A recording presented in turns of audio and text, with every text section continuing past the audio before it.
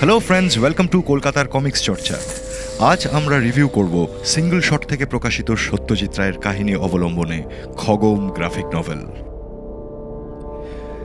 প্রথমবার খগম কমিক্সের পাতায় শিল্পী সমীক চ্যাটার্জির ভাবনায়। আমি নিজে বেশ উপভোগ করেছি এই বইটি। যারা কমিক্স ভালোবাসো এবং যারা সত্যজিৎ রায়ের গল্প ভালোবাসো, অবশ্যই check out this graphic novel.